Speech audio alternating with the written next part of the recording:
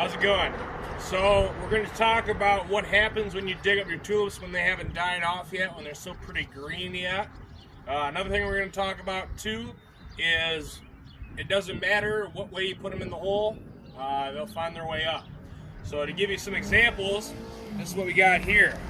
So as you can tell here, that one was almost facing down and it found its way up and was good and healthy. Daffodil here, I mean, they pretty well, the heavy spot ends up on the bottom anyways. Here's another example here where this one was laid on its side, still came up just fine. This one's a little straighter in the hole, again, came up just fine. Now, things to talk about, okay? So when you dig up your tulips when they're still green yet, your tulip will A, either be underdeveloped, or B, be harder to actually separate, or a combination of both. Okay, so you want to wait until everything's dead and gone. If you don't have that option because you rotate your garden based on what you want to put in, then we recommend an earlier variety. Okay, so when everything's dead, you can dig it up faster, put a different variety in. We can get you set up on those. But if you can't, and you like this one, this is what you get. So here's your bulb again. There's your root system. Okay, you just start breaking them apart.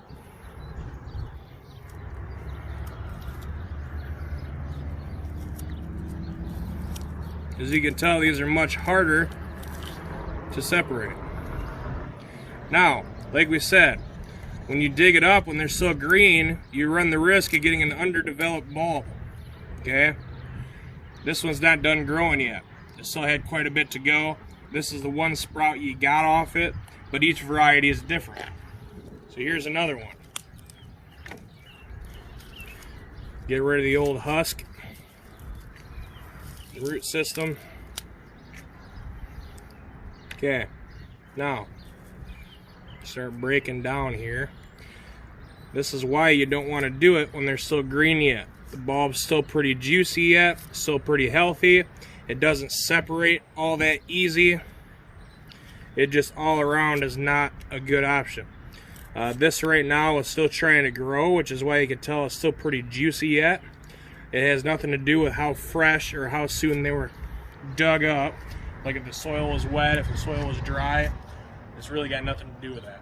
This is just the bulb has not finished developing yet. And as you can tell, in the actual bulb itself, they're still grown together. They haven't hit the point yet where they've gotten nice, fat, and plump, and then separated from themselves. So you can tell here, they're all kind of rooted and stuck into each other. This is why you want to wait until everything's dead and gone. Even the actual bulb itself is looking flatter. It's not a good, round, healthy bulb. There's your old stem. Here again is another one. And then here's a sprout. Okay. Now they're not supposed to look like this because they're too flat. Okay, they're not big, round, they're underdeveloped. This is why we tell you to wait and to hold off until everything's dead and gone. Okay, you don't want greenery.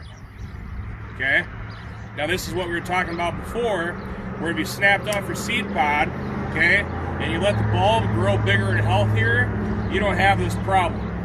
You'll have big, nice, plump bulbs that'll look ultimately more like this when it's done and over with, than like these little flat slivers.